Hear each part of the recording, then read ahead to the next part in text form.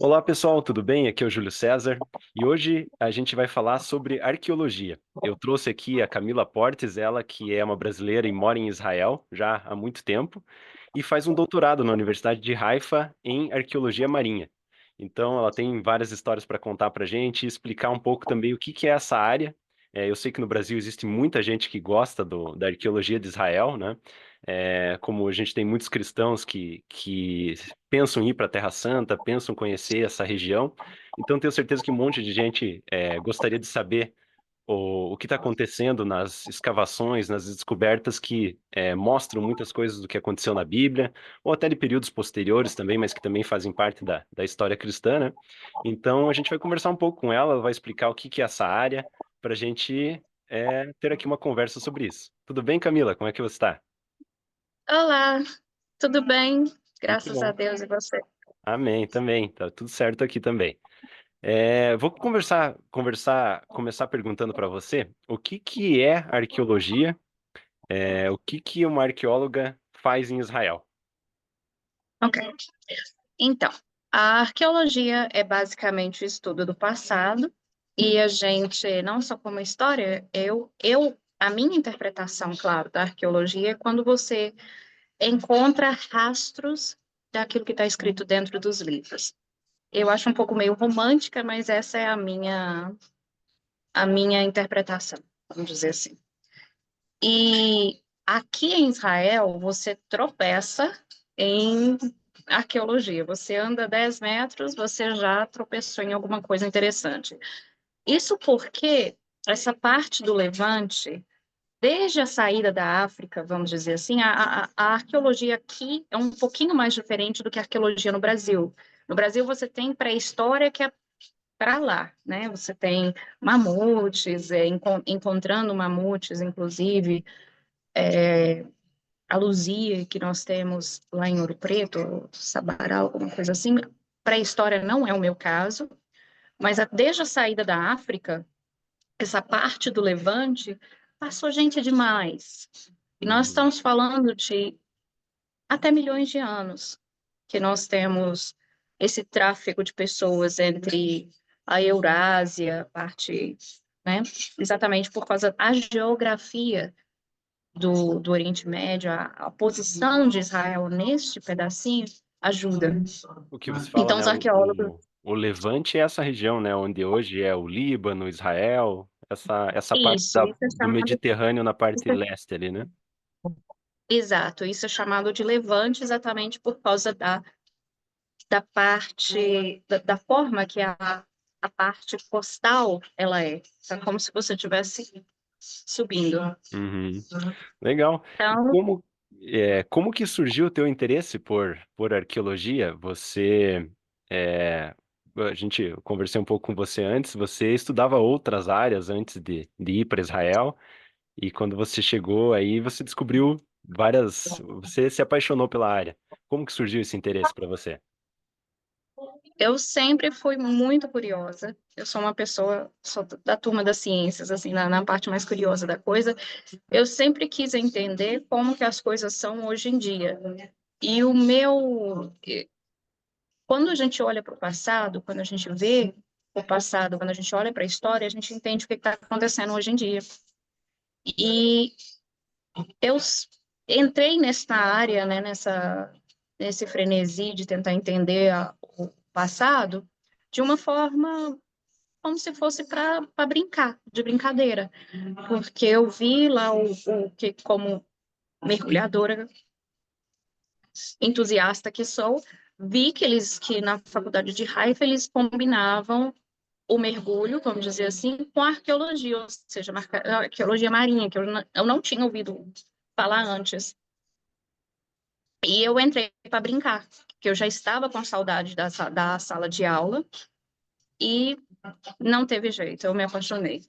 Inclusive, uma das aulas também de geologia que a gente tem, ela é muito bem fundamentada em geologia também, eu já entrei com aquele preconceito, né? Eu cheguei na sala de aula já falando para mim mesma, não vou gostar dessa matéria. Eu me Uhum. recuso a gostar dessa matéria. Eu não quero gostar dessa matéria. Passou 10 minutos. Eu já estava apaixonada. E tinha gente mexendo no celular, eu tô assim, gente, para de olhar, olha o que está acontecendo aqui. Olha para esta professora, que incrível, que coisa, está resolvendo vários nós da minha cabeça. Não teve Aham, jeito. que legal. É muito interessante. E voltando ali na minha primeira pergunta, né, que você estava explicando o que é arqueologia, né? E, e para você, assim, quando você imaginava antes de entrar na área que tinha tantas descobertas recentes, que a arqueologia não é uma ciência tão antiga assim, né? Eu tinha a impressão, há pouco tempo atrás, que a maior parte das coisas já tinha sido descobertas completamente errado, né? Na verdade, a arqueologia é uma ciência muito moderna e é muito recente as descobertas maiores, assim, né? Como que é isso? Sim, é, quando a gente pensa em arqueologia, a gente já imagina o Indiana Jones, assim, lá no Egito, já tudo já foi descoberto, mas tem tanta coisinha que a gente pode aplicar à arqueologia. Geologia, por exemplo, você entende como que o mundo foi formado, literalmente, como que aquela pedra, aquela montanha foi parar ali, dos processos que ela passou, quantos milhões de anos isso demorou. É, por exemplo, se você está fazendo uma escavação, 5 centímetros de deposição de terra, vamos dizer assim, né, de sedimentos, demora quase 1.000 anos. Mil anos e 600, eu sou péssima em matemática, mas é mais ou menos isso. Ou seja, 5 centímetros de terra, quando você está escavando, demorou mais 1.000 anos para poder uma areiazinha, um grão de areia. Quanta coisa isso a gente já não pode tirar de informação em 5 milímetros, 5 centímetros de escavação. Entende? Uhum. Então, não é só apenas aquela ideia das pirâmides do Egito. Não, arqueologia você pode tirar de absolutamente tudo. E Sim. isso vai explicar muita coisa. Você explica o que é você hoje, o que a sociedade é hoje, por causa disso. Uhum. Muito interessante. Eu até comentei, né, com você antes da gente gravar aqui, é, que eu lembro de ter visto um vídeo, né, há pouco tempo no YouTube, assim, de que a primeira vez que tinha sido encontrado o nome de Pôncio Pilatos fora da Bíblia foi recentemente, numa descoberta uma estela que chama, uma pedra com umas É, inscrições, Theo. acho que é uma estela, né, em Cesareia Marítima, né, que é uma cidade de Israel, dizendo o nome lá, né? Pôncio Pilatos, governador da Judéia. E é muito interessante isso, né? Você comentou ali no começo que é uma maneira de você ver a confirmação de textos, assim, que por muito tempo, principalmente para quem, às vezes, inimigo da fé, inimigo de cristãos e judeus, às vezes queriam dizer que, né, aquilo lá era uma história inventada, alguma coisa assim, e você vê uma inscrição, né, confirmada de uma outra maneira. Muito é algo único, né? Realmente não existe outra maneira. Causa um espanto quando você vê isso na arqueologia, né? Eu como cientista, vamos dizer assim, eu tenho uma ideia um pouco cética quando a gente está conversando sobre questão da Bíblia, eu tenho muito cuidado quanto a isso para poder não afetar os meus resultados. Vamos dizer que eu estou pesquisando, eu vou de uma forma muito cética. Eu não chego lá tentando encontrar a arca da aliança, vamos dizer assim. Vamos com calma, vamos ver, mas eu também vejo que este mesmo cuidado não acontece da outra parte. Então, tem pessoas da outra parte que eu me digo, dessas pessoas que são anti a Bíblia, você pode ser anti o que você quiser, mas tem fatos que a gente não pode misturar, né? E a história ela já foi escrita, a gente só está olhando para trás e lendo o resultado. A forma que você vai interpretar isso, eu não tenho problema, mas eu tenho um problema quando você já chega com aquela negatividade. Ah, o Pôncio Pilatos ele nunca existiu? Foi uma história? Tá, beleza. Quais são os fatos que vão provar que o Pôncio Pilatos não existiu? Cara, nós temos achados arqueológicos que provam que ele existiu, não foi uma história. Uhum. Entende? Sim, Então, eu tenho um pouco de cuidado. Eu não vou com muita sede ao pote, mas também na hora que essas coisas acontecem, não tem como. A gente fica sim. maravilhado. É isso eu queria perguntar, porque certamente é legal essa visão honesta mesmo, né? De buscar a verdade, como um cientista tem que ser, né?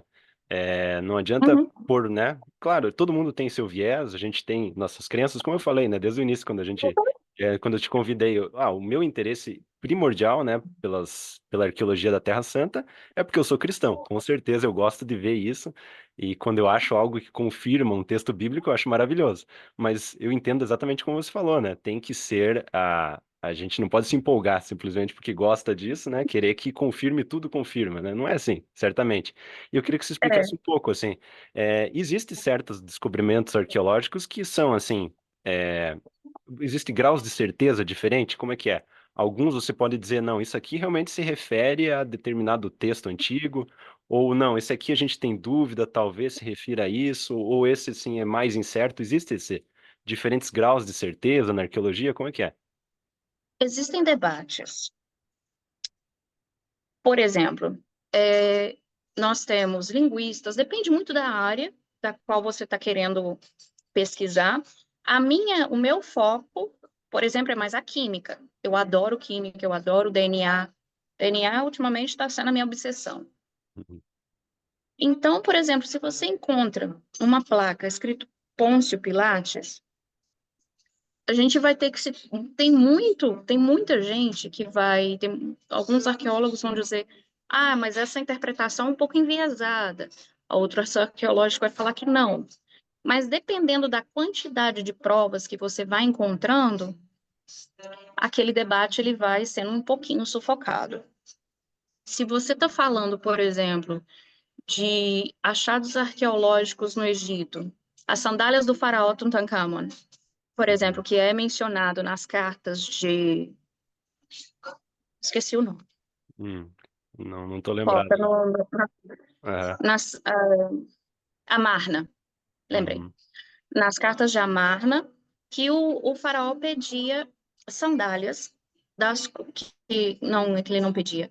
É descrito como que as sandálias do faraó eram, que tinham, por exemplo, os escravizados, desenhos dos escravizados na sola do pé da sandália, pois na hora que o faraó pisava, ele pisaria também nos escravos, nos escravizados.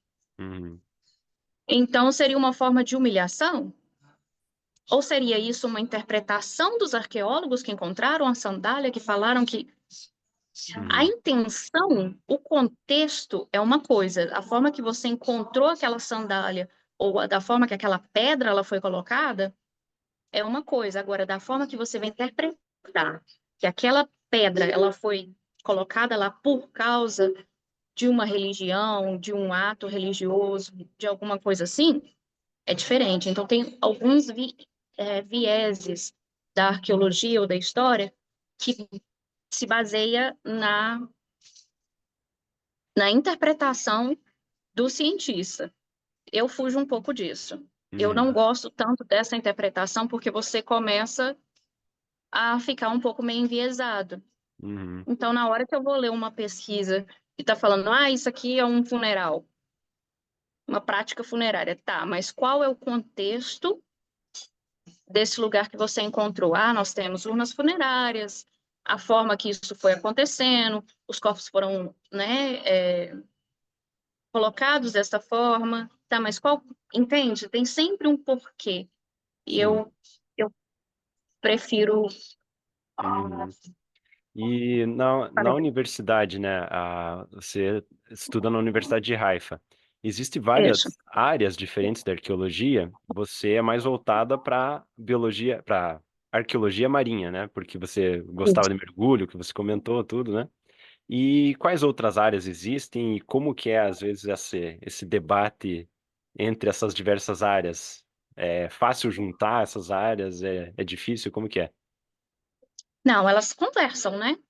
Uhum, Dentro, elas se conversam. Você tem área de pré-história, você tem conservação, as pessoas que gostam de linguística, que aí elas vão ler essas estelas, essas pessoas uhum, vão pegar esses dados e vão ler. Tem as pessoas que são, né, a parte da linguista, conservação, a própria arqueologia marinha, a bioarqueologia, que eu também gosto. Zooarchaeology, arqueologia dos animais. Uhum. Tem também conservação. Para tudo que você imaginar que tem história, tem a própria Uhum. história, tem um dos nossos professores aqui, o Gil, ele é especialista em história. Uhum. Então você tem absolutamente tudo ali. E todas essas áreas elas vão se conversar e também vão debater, né? Porque a Sim. ciência é sobre isso também, você Uhum. discordar do outro. Sim. E quais escavações você participou recentemente, assim, você tem alguns exemplos para contar para Ah, a gente?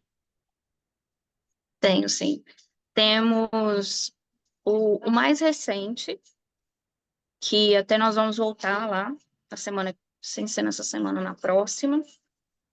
Tem a escavação em Dor, que é na parte central em Israel, entre Haifa e Tel Aviv, que é uma área onde era portuária. Uhum. Só que com o nível do mar ele aumentou. Nós estamos a um nível do mar entre 1 metro e pouco, mais ou menos 1 metro desde a época dos otomanos. Na época dos romanos, o mar era mais ou menos o que a gente está hoje. Uhum. Uhum. Então, tem essa escavação foi o seguinte, nós saímos, nós montamos lá todas as escavações que a gente faz antes, nós fazemos algo que se chama surveying. Eu não sei muito bem como traduzir isso para o português, porque como eu estou aprendendo esses termos Uhum. no inglês e no hebraico, então fica um pouco difícil para eu saber como que eles são, Sim. como essa terminologia é no português. Então, vamos dizer que é você fazendo um reconhecimento de área. Então, você tira fotos do lugar, você tem essas câmeras 4D, 3D, tudo que você imaginar, e vai penetrar no solo e vai saber, opa, aqui tem alguma coisinha que a gente pode mexer. Às vezes é um canal de água que os romanos fizeram. Nesse dia, nós sabíamos que iríamos escavar, ou seja, mas debaixo da água, assim, nós íamos com tanques de oxigênio e tudo mais, para escavar um naufrágio Uhum. que nós encontramos a âncora e nós datamos essa âncora. A forma de datação, ela varia. Você tem a datação que é aquela que você olha assim e fala, opa, isso aqui está muito igual a esse período. Vamos dizer, a Pelo, polícia fashionista fazia Aham. dessa forma. Então, essa Pelo âncora, design mesmo do objeto. é, tipo Aham. assim, era fashion que as pessoas faziam dessa forma. Aham. E o design estava falando que a gente estava ali no período islâmico, né? Uhum. Falei, aí a gente estava, nós estamos super felizes, encontramos lá uma âncora e outras partezinhas, foi todo mundo para a água. No que eu estava fazendo as escavações, quando você está na água, você fica nessa posição com as suas pernas para cima e tem uma bomba, como se fosse uma bomba dessas que é literalmente essa bomba que o bombeiro usa para Uhum. apagar as chamas. Só que ela no reverso. Uhum. Faz um barulho insuportável. Aí uma pessoa fica no barco e são quatro, como se fosse quatro braços, que Uhum. essa bomba fica no barco, e cada braço tem dois aspiradores. E essas pessoas são duas pessoas por aspirador, vamos dizer assim, que puxando a terra. Uhum. Puxa a terra do mar, e e claro que tem velocidades, que se você estiver chegando perto do artefato, você coloca essa bomba um pouquinho com a rotação menor para Uhum. aspirar com mais delicadeza. E tem a parte mais bruta mesmo, que é você puxar, aspirar lá e você fica lá 1 hora, Ah, desse sim. jeito. Uma cãibra, beleza. Passando alguns dias de escavação, encontrei o que parecia ser uma outra âncora. Hum. Parou tudo, paramos a escavação, submergi, chamei logo um professor, o professor já ficou todo, que é desse jeito, né? A gente encontra alguma coisa, todo mundo fica, Uhum. dá um paniquito. Em vez de descer um professor, desceu 5. Tamanha curiosidade. Aham. Descemos, começamos a fazer mais e com muita rapidez encontramos essa outra âncora persa Hum. Ué, no mesmo local. no mesmo local. Uhum. Moral da história: terminamos no final das escavações, descobrimos que tínhamos aproximadamente 200 ânforas. A ânfora, ela é uma jarra de mais ou menos meio metro, Uhum.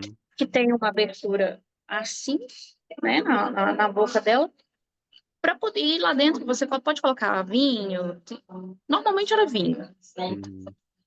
ou grãos, ou qualquer coisa assim. Encontramos 200 peças dessas ânforas, algumas estavam intactas, Uhum. em perfeito estado, e outras já estavam quebradinhas. Pegamos tudo para fazer pesquisa, né, para poder ver o que tinha dentro daquela ânfora. Uhum. Moral da história, a explicação depois foi que estávamos, como na arqueologia, nós temos, como se fosse na geologia, a regra de deposição. Você Uhum. primeiro, a parte mais velha fica embaixo e a parte mais nova fica em cima. Uhum. Então, nós achamos que iríamos encontrar alguma coisa, encontramos o naufrágio otomano, mas embaixo Uhum. tinha o navio persa. De muito Então, tempo o antes. otomano naufragou em cima do naufrágio do persa. Imagina. 1000 anos de diferença, algo assim. É. 1000 anos de diferença. E Aham. aí estava todo mundo assim, né? Aí conectando com Bíblia, né? Claro, Aham. que nós estamos em Israel, não tem como, não tem como. Uhum. E foi mais ou menos na época do Purim, que é agora. Um Uhum. frio debaixo da água. Aí a gente até comentou, falou assim: ah, tem sempre algum religioso para fazer alguma piada, né? Tem sempre. Aí falaram assim: ah, é o milagre de Purim. Cá Ah, estamos, cá estamos, que legal. fazendo uma pesquisa para ir em um navio que seria otomano. Encontramos um navio que a rainha Esther tinha mandado. É possível, né? Aí, aí a gente começa as palhaçadas, né? Tipo assim, aí a rainha Esther mandou vir para cá e naufragou, coitada. Aí tudo bem. Interessante. E existe esse dilema às vezes, né, de você, como você falou, tem as várias camadas, e isso tanto no mar quanto na terra também, né? Você encontra um período arqueológico ali antigo, às vezes de 500, 1000 anos, mas se você Ah, escavasse mais, você acharia de 2000, 3000 anos atrás, mas você não pode destruir a parte de cima, porque não faria muito sentido, né? É um não, dilema a gente que é pega. constante, né? É, é muito interessante. Tem também Meguido. Não sei se Uhum. você conhece a história de Amarguetano. Assim, um pouco, né? É que seria a batalha do O fim do final dos mundo. tempos aconteceria nos campos de Meguido, né? É. Aham. Então, tem a parte de Meguido também, que a gente encontrou as legiões, onde tinham as legiões acampadas. A Uhum. cidade de Meguido está aqui em cima. Impressionante. O parque arqueológico é simplesmente. Não tem nem como dizer. Toda hora que a gente vai lá, a gente encontra alguma coisa. Incrível. Essa última vez que eu estava lá fazendo pesquisa estratigráfica, nós encontramos em uma paredezinha assim, a gente corta, né, para poder ver a estratigrafia, ou seja, a deposição de, de sedimentos e como que essa deposição foi ocorrendo ao longo do tempo. Menos de 1 metro quadrado. A gente encontrou ossos, cerâmica, pedra. do período que é Cretaceous, não sei Uhum. como, Cretaceous, não sei como, nem como que Acho que traduz isso. é Cretáceo É mesmo. impressionante. Aham. Incrível, é. E, pois é, e no, assim, num lugar como o Brasil, né, que não teve tanta ocupação humana na maior parte do tempo, você não tem ao menos na maior parte dos locais, você não tem essa deposição de sedimentos, assim, de vestígios humanos, né? Mas em Israel, basicamente, todos os lugares você encontra pedaços de cerâmica, lugares que parecem até pedra, assim, né? Mas é um monte de cerâmica quebrada. Tem coisas assim, né? Olha, a deposição, ela não vai ocorrer só por causa de humanos. Uhum, Quando a gente está falando de extrata, o que que é extrata? Extrata é a quantidade de dados que você vai ter. uhum, Essa parte aqui, por exemplo, vamos dizer que existe essa. Eu não falei com você que são 5 centímetros, mais ou menos? sim. Isso aqui pode ser pedra, isso pode ser areia, deposição humana, pode ser geológica, pode ser qualquer coisa. Ou seja, no Brasil nós também temos essas camadas de deposição, Ah, sim. que também vem na geologia. A diferença é que aqui em Israel, como eu já tinha dito no começo, essa parte do Levante foi bastante ocupada. E é uma partezinha muito pequenininha. Uhum, Israel é um ovo. Todo mundo conhece todo mundo. Então, a quantidade, também tem um ciclo de arqueologia, como que o, o, o site arqueológico, né? A parte aquele, não sei é como falar em português, o o local site, mesmo da escavação ali, né? o local. Uhum, O local, ele foi ocupado. Então, você tem um ciclo. Você tem o ciclo de construção, de uso, abandono, destruição. Aí vem outra pessoa que vem e constrói em cima. Então, tem uhum. um ciclo na arqueologia. Esse ciclo você tem bastante aqui, porque é uma terra que foi conquistada, aí as pessoas vai destrói, constrói, utilizam pedras daquilo que foi utilizado, aí você tem que descobrir de onde que aquela pedra saiu, que eu adoro, inclusive, dá para descobrir Uhum, se aquela pedra foi traga do Chipre para cá, uhum, se ela é natural daqui, se ela não é natural daqui. Tem várias coisas que você consegue fazer. No Brasil também tem. aham, É só questão de termos de pesquisa, né? Aqui em Israel, nós temos um grande interesse, tanto por comunidades cristãs, judias, muçulmanas, que vão tentar fazer qualquer tipo de pesquisa, injetam dinheiro, tem um incentivo governamental, tem a curiosidade das pessoas que não cessa nunca mais, uhum, sim. que é bom também. É tudo uma questão de incentivo. Uhum. E como que são tratadas essas antiguidades que são encontradas? Porque também Israel é um país funcionando normalmente. As pessoas moram em lugares às vezes que são cheios de arqueologia por baixo, né? Então, vai construir uma casa, e encontra um lugar Tá? arqueológico importante. Isso acontece bastante. E como que é tratado esses achados assim em Israel? Então, primeiro você tem, vamos dizer que você, Júlio, comprou uma casa e você quer destruir aquela casa, aquela parte, você quer construir uma estrada que vai ligar Tel Aviv com alguma coisa. Você comprou uma fazenda. Uhum, Você não pode chegar a construir. uhum, Primeiramente, quem vai te dar o aval se você pode continuar a construção daquela estrada ou não, que foi o que aconteceu em Megiddo também, que nós fizemos, chama um time da Arqueologia Nacional, pesquisadores, que vão lá, vão fazer todos os processos, vão usar sonar, vão usar radar, aquele negocinho que fica gritando na hora que você encontra qualquer moedinha. uhum, Inclusive em Cesárea você encontra assim, ó, a gente já está até tão acostumado que já virou uma coisa assim. aham, Olha que legal, uma moeda de ouro. Deixa lá, não mexe. As pessoas não mexem.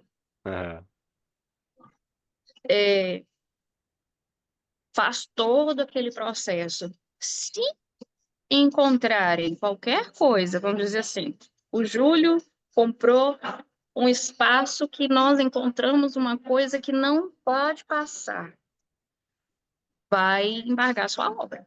Hum, daí Vai tem que embargar sua esperar. obra, o governo vai comprar essa terra de você e você não vai construir. Sim.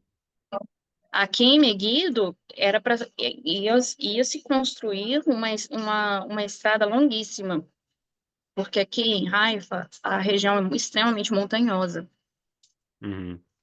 como se fosse uma Minas Gerais da vida, extremamente montanhosa por causa também do Monte Carmelo e essas coisas todas. Assim, vamos construir uma estrada.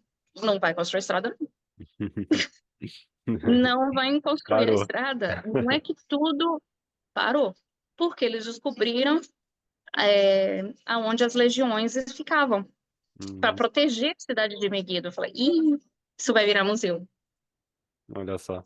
Não vai construir. Aí sempre encontram uma forma de dar um rodopio naquela, porque as pessoas precisam de estradas, as pessoas precisam viver, né? Continuar o país precisa, nós precisamos de segurança, nós precisamos de hospitais, então não vai parar tudo porque é uma coisa arqueológica. Uhum. Mas sempre tem uma forma de chegar lá e salvar, gente. Isso é um pedaço da nossa história, vamos tomar um cuidadinho.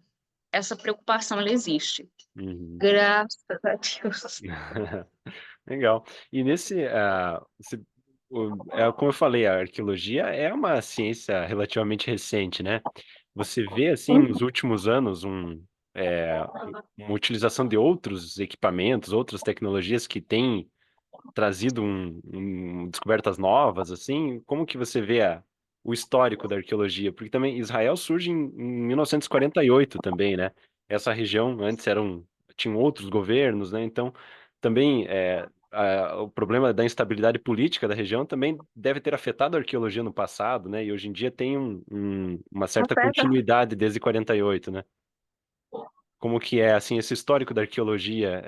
Você vê mudanças recentes? Como que você avalia isso? Mudanças recentes no quesito de tecnologia? De tecnologias, isso. Por ter mais continuidade, talvez, não sei se é uma impressão minha, mas o fato de ter uma continuidade política na região tem um certo cuidado, né? Por exemplo, para proteger esses sítios arqueológicos, como talvez antigamente não tinha esse cuidado, né? Muita coisa deve ter sido destruída sem querer mesmo, né? Por não ter um Ministério da Cultura para cuidar disso, algo assim, né? Olha, a arqueologia, ela pode parecer uma ciência nova, Uhum, mas nós estamos falando, poxa, até as pessoas que já estavam, o Império Britânico, por exemplo, uhum, adorava, tanto que o Museu de Londres está lotado de uhum, coisas que já foram descobertas e ainda não estão no mostruário. Então, vamos dizer que eu vejo que a arqueologia não seja uma coisa tão nova, mas também não tão velha. A preocupação de olhar para o passado, ela está começando mais, eu estou vendo que isso está acontecendo mais e mais, principalmente aqui na região, pelo próprio desejo de, gente, essa terra é dos judeus, ou essa terra não é. A forma que você vai pegar esse dado e vai interpretar não é importante, mas a preocupação de saber como que essas coisas aconteceram, eu tenho a sensação de que isso está aumentando com o tempo. uhum. Agora, tecnologia, questão de tecnologia, Israel é um país tecnológico. Sim. Então, tem sempre uma máquina nova, um raio-x, uma coisa que está acontecendo nova que a gente vai tentar. Às vezes, é uma coisa que foi pensada para defesa, para o exército, e aí alguém tem uma ideia e fala assim, peraí, eu acho que isso aqui vai responder algumas perguntas que a gente tem na área da ciência. Vamos embora, Cauê. Legal. Você pega, eu vou te mandar algumas fotos, por exemplo, de pesos zoomórficos. Que as pessoas tinham aquela balança, vamos supor assim, na época, nós estamos falando idade do ferro, Uhum. mais ou menos assim, que aí elas colocavam, era um pezinho pequenininho, que a quantidade de ouro, a quantidade de prata varia de acordo com aquele peso, né? Uhum. E tem alguns pezinhos que estão até aqui na faculdade, no museu daqui da faculdade de Haifa, no Hatch, que é um ibex, é um Bambi. Uhum. Não é um Bambi, mas é a forma que eu sei traduzir ibex. Uhum. É um É um Bambi, gente. É cervo. desse Aham. tamanho. É um Bambi. Aham. E dentro, na barriguinha do Bambi, não é um Bambi. É um ibex, mas é a forma que eu sei. Eu não sei traduzir ibex. Aham. Como eu Acho disse, que é eu um animal que só aprendi. tem na região, né? Mas é como se fosse um veado ou um cervo, né? É Algo uma assim. gatinha. Ele é É. pulador, assim, sabe? Ele vive no deserto. É uma doçura. Aham. Mas é muito bonitinho. E o outro é um macaquinho que está sentado no rabo com uma fruta na mão. Gente, aquele negócio é feito de LED, não sei. Hum, É não tô esse tipo de lembrado. material. E dentro do, na barriguinha embaixo desse pezinho, tinha o LED, que eu não sei o termo dele em português, que é o que fazia o peso, né? A mesma coisa que eu uso para mergulhar, para me afundar. Hum, aham. Gente, as pessoas pensaram em fazer o peso bonitinho. Eu vou te mandar fotos. O que que a gente fez com aquilo? Uma coisa que eu detesto fazer, que é furar Aí vem a parte da tecnologia. Fazer um buraquinho para você ver o que que aquele material é. E você vai, Uhum. manda para No análise, laboratório. que é para a gente ver os isótopos de onde aquele peso saiu. Aham. Pois é, manda para análise, essa pessoa aqui. E também tem os raios-x, né, que são o XRF, XRF. É uma máquina de raio-x extremamente potente, mas ela só vê a parte de fora, assim, de cima, só para a gente ter uma noção dos tipos de metais que estão presentes ali. Hum, Aí entra a galera da química, metalurgia, aí é aquela hum, parte que a arqueologia começa a conversar, né? Você pega, opa, aquela metalurgia está me dizendo que as pessoas já faziam o material dessa forma. Peraí, mas hum. tem a galera da história que está falando dessa forma. Aí você monta aquela colcha de retalhos para ver como, para enxergar o passado, né? Aham. Então, questão de tecnologia, toda hora aparece alguma coisa diferente. Tá lá eu fazendo buracos nas coisas para poder descobrir de onde elas vieram. Legal. É, até uma das classificações da arqueologia é essa, né? Era do ferro, era do bronze, né? Que faz uma referência até do material que era utilizado, né? Para fazer os objetos, né? É, E na hora que você vê essa coisa em frente, na sua frente, fala assim, gente, eu eu sou muito romântica quando eu penso nessas coisas. Andar em Jerusalém ou andar em qualquer lugar aqui em Israel é como se você eu paro, tem uma coluna, vamos dizer assim, no mercado, no Cardo, em Jerusalém. Tão perfeito, tão lindo, aí você para e você pensa assim, uai, a pessoa que estava, passou tanta gente aqui, mas talvez uma pessoa, uma menina que também igual eu, que às vezes tinha que talvez ela estivesse com sede, ela tinha sonhos, o que que ela passou naquele dia, ou aquele passou um osso, passou um cachorrinho. Então você faz parte, você começa a entender as coisas que passaram muito antes de você. Falei, quem foi quem pensou em fazer um pezinho no formato de um macaco? Será que essa pessoa viu um macaquinho e achou tão lindo? E tinha uma frutinha na boca do macaco, gente, a delicadeza, aí você começa a pensar assim que a humanidade, a beleza, as coisas bonitas que o homem é capaz de fazer, vem lá de trás. E essa essa delicadeza, essa poesia, essa música que a gente vê é uma coisa meio universal. Não Sim, importa da forma, de onde que essa pessoa veio, você vai sempre encontrar umas coisas bonitas desse jeito. É bem legal. sim. É, isso eu acho uma coisa que sempre me chama atenção em história, assim, né? Porque acho que muitas pessoas têm a visão de que, como a vida no passado era muito dura, muito difícil, as pessoas se importavam menos com essas coisas, mas não é verdade, né? Acho que até talvez a gente se importe menos, às vezes por ter tanta facilidade, tanto conforto, a gente se importa menos às vezes em deixar algo bonito, que nem você comentou, né? Um pezinho em formato de um animal não tem função prática nenhuma, né? Mas era bonito e a pessoa quis fazer, né? Tem uma cidade, eu não conhecia.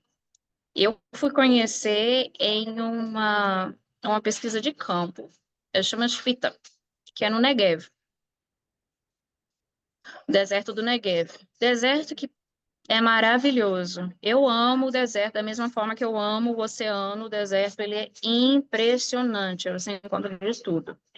Uhum, Pois Shfita é chamada de a Pompei do Negev. uhum, Você anda nas ruas, da mesma forma que Pompei, você está andando no nível da rua, Shvita também é uma cidade. uhum, E você entra, tem casa da pessoa, metade destruída já. Claro, nós estamos falando de que 4.000 anos, 3.000 anos, alguma coisa assim.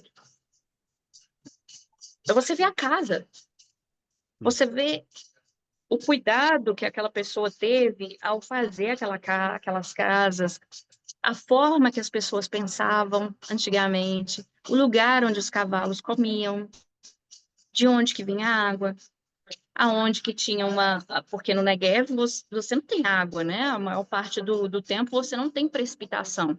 E quando tem precipitação, o mundo acaba. Aonde se pisavam as uvas, aonde eram as sinagogas, mais tarde as igrejas, mais tarde as mesquitas. Então você tem olha lá, a forma que essa pessoa construiu. Espera lá, tem um bloqueio ali. O que que aconteceu nesse bloqueio? Você vai ver parâmetros, você vai tentar entender, você acaba entendendo as coisas que essas pessoas passaram. Ou você pega um osso, eu estava mexendo, sabe em quê? Em lixo. uhum. Eu estava Sim. escavando lixo e cocô de pombo. Não estou brincando. Para a gente poder descobrir o que que as pessoas estavam fazendo. Aí você tem queimada, você tem ossos, você, você consegue perceber a partir da arqueologia ou da ciência, daquilo que você vai tentar ver no osso da pessoa, se ela passou sede, se aquela pessoa ela estava o que que essa pessoa comia, você pega dentes, eu consigo ver exatamente a idade daquela pessoa, se ela era de um lugar, se ela era de outro, porque a partir dos isótopos, né, ou estrontium, ou carbono, você consegue ver de onde essa pessoa veio, ou aquele animal, se essa pessoa passou por um momento que não tinha assim, um estresse de água, se você não tinha água para beber. Então você consegue ver exatamente o que aquela pessoa, aquele animal passou Uhum. e entender as mudanças climáticas, ou entender o futuro, planejar o futuro. Sim, legal. É fantástico. Sim. E você, eu imagino que você já tenha passeado bastante por Israel, não, né? Apesar de você estar num lugar ali na universidade, mas você foi pelo país todo, assim. Você como arqueóloga, que lugares que você, assim, que você gostou de visitar e que você acha que realmente te dá essa impressão que você estava falando antes, assim, que você consegue olhar para os lugares e imaginar, assim, nossa, talvez tivesse uma menina há 3.000 anos atrás vendo essa mesma visão que eu estou vendo agora. Tem vários lugares. Jeru, Jerusalém é tipo Uhum. um dos meus favoritos. Eu morei em Jerusalém por 4 anos. Toda vez que eu vou em Jerusalém, eu descubro alguma coisa. É um tombo e uma descoberta, porque as ruas são, as pedras são lisinhas, e eu sou um desastre. Toda vez que eu vou em Jerusalém, eu vou tomar um tombo e vou descobrir alguma coisa diferente. E tomar sorvete. O tempo inteiro você vai descobrir uma coisa diferente. E suco de romã. Vira Jerusalém, não tomar suco de romã. Vira Israel, não tomar suco de romã, você vem no Israel errado. Você tem que fazer de novo. O Negev, direto, você encontra umas coisas muito interessantes, só areia. Mas aí você descobre de como que aquela areia foi formada. As praias de Israel, por exemplo, você coloca debaixo do microscópio, ou não, você não precisa colocar debaixo do microscópio. Você vai a qualquer praia, você pode ir em Tel Aviv, você pode colocar o que você quiser. Você pega a areia e começa a separar, basta ter um pouquinho mais de curiosidade para assim, uai. Tem uns pedaços de quartzo aqui, tem sedimentos, tem matéria orgânica, e aí você tenta entender de onde que veio o quartzo aqui na área do Levante. A areia, a primeira vez que eu pisei numa praia aqui em Israel, mas que areia desconfortável, não sei eu. Porque não é aquela coisa fofinha da areia dos lençóis maranhenses, ou aquela areia da praia brasileira, que é fofinha, fundo pé. Não, é um terreno pedregoso. O Negev, o deserto, ou o deserto da Judéia, é pedregoso, pedregulho. Não é aquela coisa, aquela areia que a gente fica imaginando, né, no Oriente Médio. É, dunas, assim, Opa, não é isso, né? não tem, é Uhum. pedra. Aí você fica tentando imaginar, uai, mas por que que é diferente desse jeito? Aí você vai ver, você coloca debaixo do microscópio, ou você tenta entender de onde que veio. Por exemplo, a areia aqui em Israel ela é mais pedregosa, porque o Mediterrâneo, a parte aqui do Mediterrâneo que inclusive é extremamente perigoso para poder mergulhar, e eu amo, é, é extremamente salgado. Por quê? Uhum. A única fonte de água doce que nós temos aqui nessa parte do Levante é o Nilo. Se você observar, por exemplo, a água do Mediterrâneo na Europa, ela não é tão salgada. Tanto que para mergulhar aqui no Mediterrâneo, aqui em Israel, eu preciso do dobro de peso para colocar dentro dos bolsos para eu poder conseguir afundar. No Mediterrâneo, lá na Europa, não preciso de tanto. Às vezes eu tenho que diminuir o meu peso. Por quê? Porque tem várias fontes aluviais dos rios que deixam a água menos Salgado.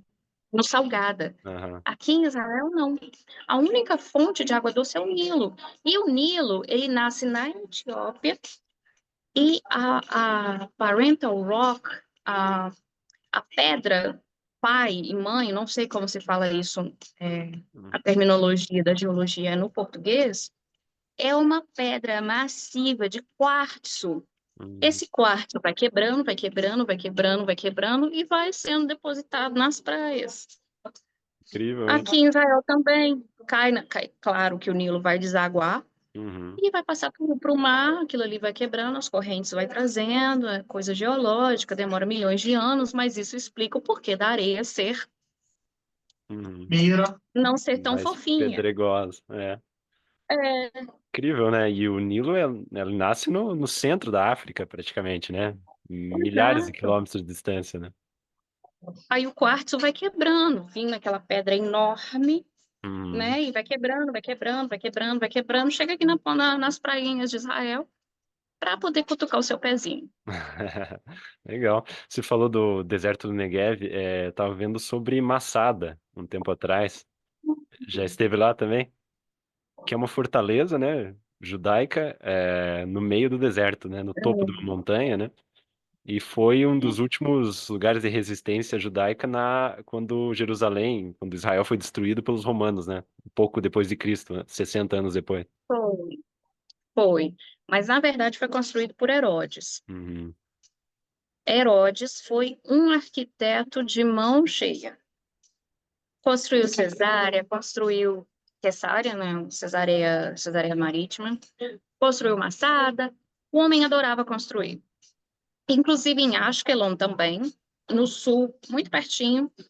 Algumas fontes históricas dizem que Herodes teve um cuidado muito grande ao ser rei da Judéia, que explicaria que ele seria nativo de Ashkelon. Tem algumas fontes, eu vou procurar para você, se você tiver interesse, essas fontes, eu li alguns artigos sobre isso, que ele tinha nascido, porque nós temos achados arqueológicos em Ashkelon, que ele também construiu, impressionante, muito bonito, que ele seria nativo daquela área. Uhum. Ele construiu Massada como uma cidade de veraneio. E mesmo porque ele estava assim muito na parte, estava morrendo de medo de ser deposto. Então ele construiu Massada lá em cima. Inclusive eu caí no conto do vigário de subir Massada a Uhum. pé. Demorou 2 horas e meia. De subida. Cheguei lá em cima. Quando eu cheguei lá em cima, eu descobri que tinha um bondinho, porque estava atrás da montanha. E eu passei, tem 2 caminhos, Snake Path, o passo da serpente, e tem a parte mais fácil, né, de subir, que é reta. Não, eu escolhi a serpente. Eu Fica a fui na dica mais para. difícil, demorou 2 horas e meia, chegar lá em cima, desistindo da vida. Cheguei lá em cima, descobri que tinha um bondinho, mas a curiosidade estava demais, eu fui andar, né? Uhum. Acabei com. Eu falei, vou descer de bondinho. Só que aí, quando eu fui descer de bondinho, o serviço do bondinho já tinha acabado. Aí eu tive de descer. Aí foi pra. Não, quase fui rolando, né? Acabei o dia com uma baita de uma insolação, super queimada, super curiosa e falando para mim mesma que eu nunca mais ia subir Massada. Depois eu subi mais umas 300 vezes, mas aí eu fui de bondinho, porque eu aprendi. Aí sim. Aí sim. E Massada, você consegue ver o Mar Morto, você consegue ver lá em cima tem um morrinho assim, um morrinho pequenininho, que você vê, Jerusalém tá ali, ó, porque Jerusalém tá mais alta. Hum, É olha só. impressionante, é impressionante. E lá dentro você tem sauna, a sauna do rei, você tem casinhas, claro que metade delas já estão destruídas, aí você tem uma linha preta que vai demorar, que vai, a parte que foi reconstruída, e a Uhum, parte que é original, vamos dizer assim. uhum, E, e tem uma coisa muito bonita também, que os tanquistas, as pessoas que trabalham nos tanques, vamos dizer assim, principalmente na época quando o Estado de Israel foi reformado, né? Que as pessoas, os soldados fazem um juramento lá em cima. olha só. Aí eles falam que Massada nunca mais vai voltar a cair. Esse é o Uhum, juramento que eles fazem. Porque Massada caiu uma vez, que foi na sim. resistência, as pessoas se mataram E durou para muito poder. tempo, né? Foi o último ponto de resistência contra os romanos, né? Exato. Aí o juramento é: Massada nunca mais vai cair. Legal. Um símbolo e É tanto, né? lindíssimo. Aí tem É. óperas lá também maravilhosas. E ia te perguntado, como que é trabalhar com, com outras pessoas? Imagino que não é só você que seja estrangeira, que chegou em Israel já depois de adulta, né? Uhum. Acho que tem muita gente que migra para aí e deve ter muita gente que vai estudar mesmo arqueologia, mesmo que não se torne israelense, né? Como que é trabalhar com outras pessoas do mundo todo? Você vê que tem algum país especial que tem mais arqueólogos, algo que te chama atenção assim, ou tem gente de todo lado? Na minha sala, por exemplo, tem pessoas dos Estados Unidos, não é judeu. Tem muita gente não judeus que vem para cá também. gregos, já estudei com 4 gregos, alemães. Em Israel, é muito interessante isso. Você pode, em uma fila de sorvete, uma grande super entusiasta, eu já contei uns 8 idiomas diferentes em uma fila de sorvete. Sim. Você trabalhar com outra pessoa em outro idioma, você aprende, aqui em Israel principalmente, você aprende que a sua visão de mundo, ela não é soberana. Você aprende a ter um pouco mais de delicadeza. Eu, na minha própria ignorância, eu já tive muitas certezas na vida. Ah, essas coisas acontecem dessa forma. Quando eu saí e vim para cá, que o meu mundo literalmente virou um caco, foi destruído para poder reconstruir essas novas ideias, esses novos parâmetros, você aprende que as coisas não são da forma em ferro e fogo, assim, existem outras coisas, existem outros sentimentos, existem outros pontos de vista, e não necessariamente estão errados.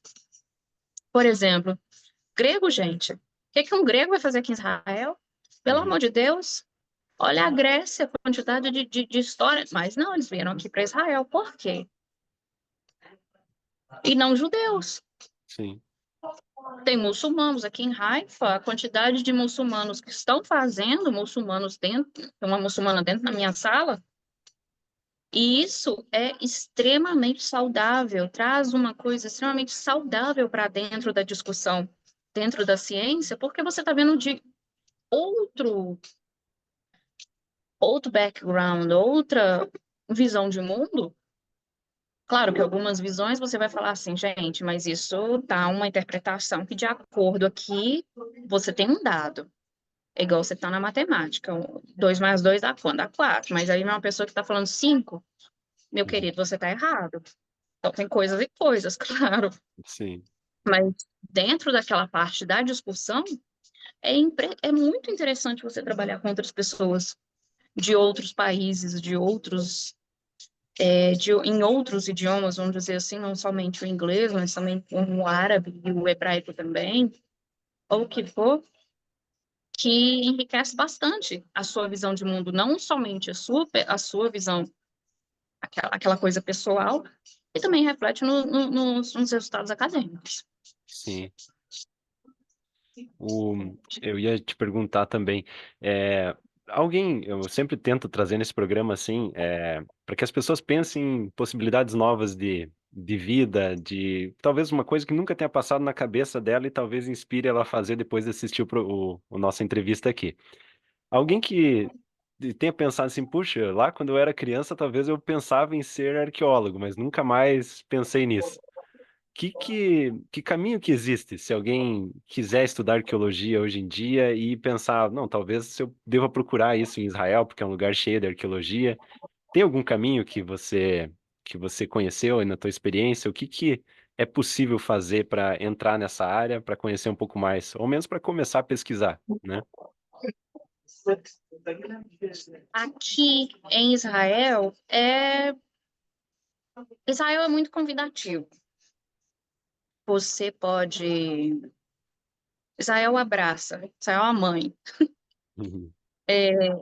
Se você quiser fazer um estudo de arqueologia mesmo, é só entrar no site de qualquer universidade. Vão te pedir uma aplicação, claro que você precisa falar o inglês fluentemente. Isso é primordial. Se você não fala o inglês, mas fala o hebraico, acho meio difícil. Não meio difícil, mas porque uma pessoa falaria o hebraico e não o inglês? Uhum. Não faz tanto Mais sentido. incomum, né? É mais incomum. Mas se você tem essa habilidade, vamos dizer assim, do inglês, faz, e você tem a vontade, tem a possibilidade, são várias. bolsas de pesquisa, bolsas que estão disponíveis, quer seja você judeu ou não. Tem bolsas que são exclusivas, que vêm de famílias de judeus que vão apoiar judeus a fazerem para poder virem para cá, para poder estudar, e também tem bolsas de excelência acadêmica que você pode se aplicar, e também o campo de trabalho em arqueologia. Isso vai depender muito também, isso vai depender dos professores que você... Depende da sua vontade também. Claro, tudo depende, é um pouquinho de transpiração e um pouquinho de sorte, que eu digo, Sim. mas é mais transpiração. Eu diria 94% é de suor mesmo. Passa ou quer que seja o bacharelado, eu não diria para você fazer a mesma coisa que eu fiz, porque vai te trazer muita dor de cabeça. Uma pessoa que veio da área de ciência política para poder pular para arqueologia, foram várias horas de estudos que eu ainda não... Eu acho que eu nunca vou pegar. Uhum. Já me enfiei no Você mestrado tem de uma vez. um mestrado em relações internacionais, né? Então, e o doutorado foi por arqueologia, né?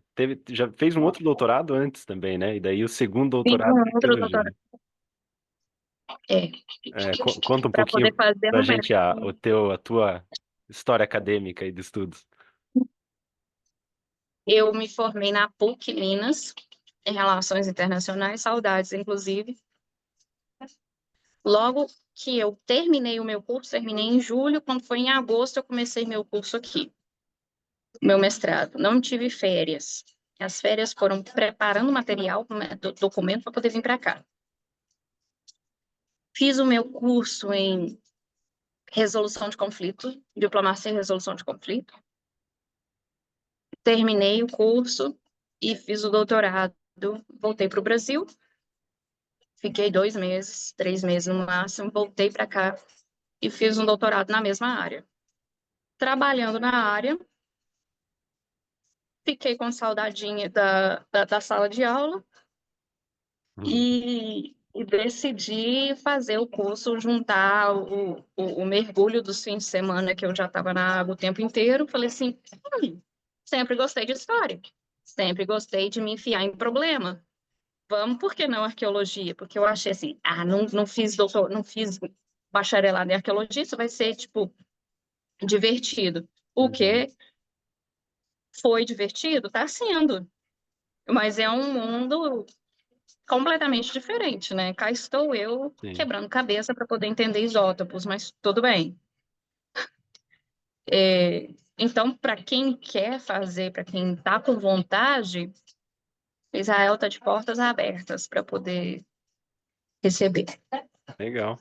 E eu até perguntei de lugares para visitar, né? Quem não quer ir tão a fundo nessa área, existem alguns lugares que você pode, é, que aceitam voluntários para escavação, é mais difícil, né? Mas existem alguns museus, algumas coisas assim que alguém que esteja viajando pode conhecer e entender um pouco mais de arqueologia?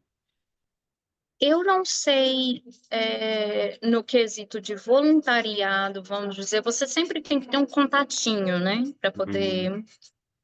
Mas tem algumas páginas, no Facebook, inclusive, que eles falam, olha, nós vamos escavar tal lugar assim, assim, venham, a gente está aceitando voluntários. Uhum. Então, tem algumas escavações que o governo abre, tem sim, tem algumas páginas eu encontrei esses lugares que estão, essas publicações que estão em hebraico, mas elas existem sim. Claro Uhum. que você tem que perguntar para uma pessoa, manda um e-mail aqui, acolá, e isso vai acontecer também. Uhum. As escavações da universidade, eu acredito que não seja possível. Você tem que ser aluno, mas as Sim. escavações da Autoridade de Antiguidades, eu já vi publicações assim, porque eu procurei, para a gente poder conversar. Eu procurei, existem sim. Uhum. Venham, vamos fazer uma escavação em Meguido. Tem sempre a necessidade de alguém para segurar uma picareta. Uhum. E acho que é uma experiência legal para a pessoa sentir se ela vai gostar daquilo ou não, pelo menos, né? Porque É o tem o lado máximo. romântico, mas tem o trabalho debaixo do sol ali, né? Debaixo do sol, debaixo da chuva, porque eu já escavei na chuva, não é legal. Aham. É, é uma delícia. Você acorda 4 horas da manhã e vai dormir às 5, morta. É uma delícia. Não, mas sério mesmo. É, eu acho que começar por este caminho, se você está na área e você manda um e-mail para alguém, manda um e-mail para um professor da faculdade, esse professor da faculdade sempre vai ter, peraí, essa escavação aqui você não pode, mas quem sabe na próxima? E você já fica meio ligado, você faz uma programação. É, israelenses são extremamente, à primeira vista, são do tipo, quem é você? Uma coisa meio mineira, né? Aquela coisa assim, quem é você? O que que você tá fazendo aqui? Mas depois que você faz amizade, acabou o respeito. Começou a intimidade, já era. É, sempre abrem oportunidades. Então, se você também tem passeios que você pode fazer, que você entra dentro desses lugares, você conversa com as pessoas. Então, você consegue ter uma ideia, ok, eu acho que eu quero estudar arqueologia porque aquele professor falou isso, porque eu visitei a FO, porque foi incrível. Então, tem sempre uma forma de descobrir aquilo antes de você se jogar no mundo e da mesma forma que eu me joguei. Uhum. Eu queria te perguntar até se você tem algum autor ou alguém que faça vídeos, algo assim que você se inspira, assim, que é algum professor, alguma coisa assim. Eu sei que aqui no Brasil tem muita gente, provavelmente, que vai assistir a gente, que conhece, por exemplo, o canal do Rodrigo Silva, né, que é um pastor Uhum. da Igreja Adventista, né, que fala bastante de antiguidades. Tem também o canal do Israel com a Aline, que é uma brasileira que mora em Israel, né? E não sei se você acompanha, por morar em Israel, talvez não acompanhe, né? Porque isso acaba sendo mais para o público brasileiro, né? Mas certamente várias pessoas que estão nos assistindo conhecem.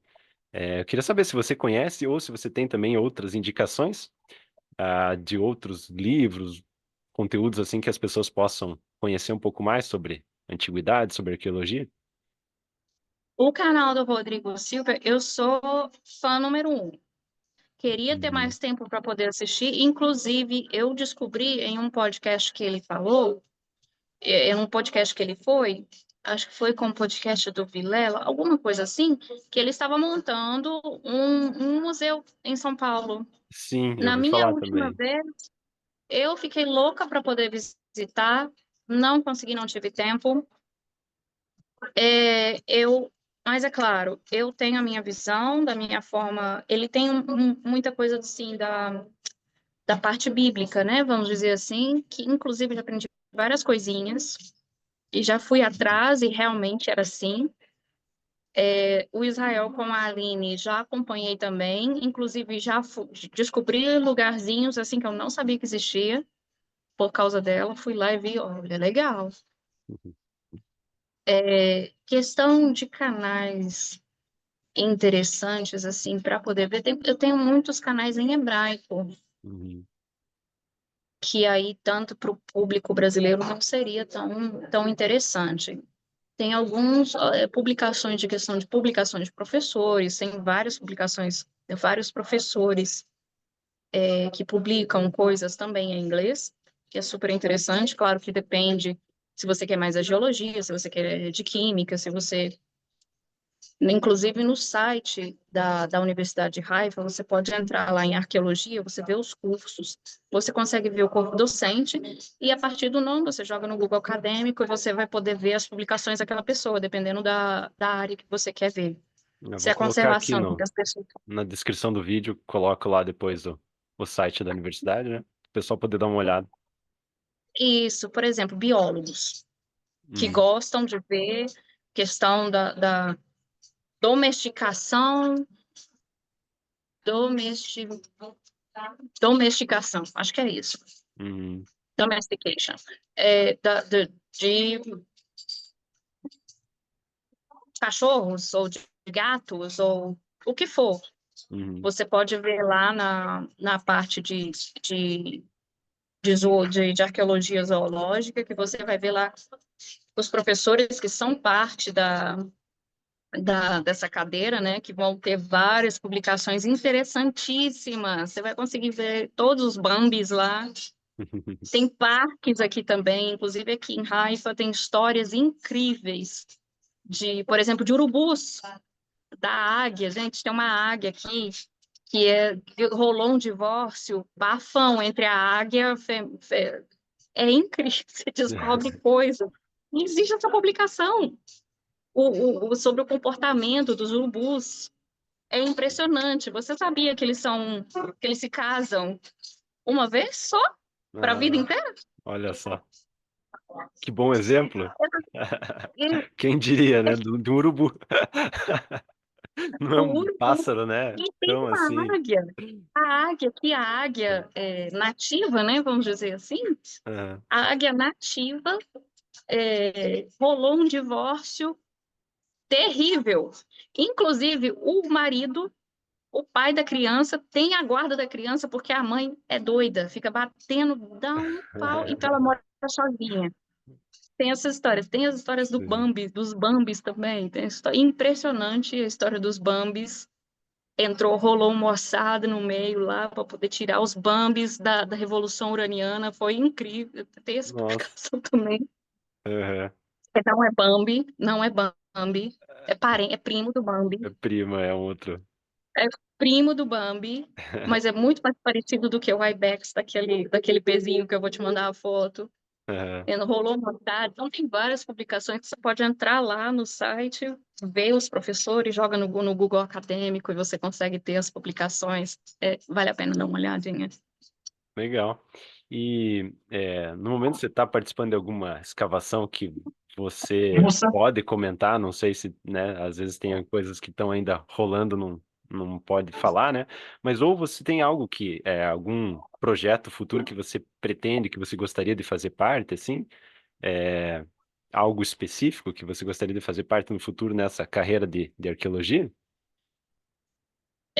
Eu ainda estou a descobrir muitas coisas do que eu gosto. Eu estou apenas no meu primeiro ano, vamos dizer assim, do doutorado, então eu estou descobrindo muita coisa. O que eu sei que eu quero é a bioarqueologia. Uhum. Apaixonei com química, com biologia, essa parte, mas e eu acho que eu vou querer trabalhar com humanos. Não vou trabalhar com bichinhos, eu acho, mas tem toda uma questão ideológica ou ética também quando você se trabalha com humanos.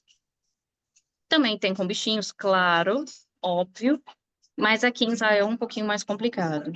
Também entra a questão religiosa, entram várias políticas, entram várias questões ali que eu acredito que no futuro, para a minha pesquisa, isso vai ser um pouquinho mais complicado.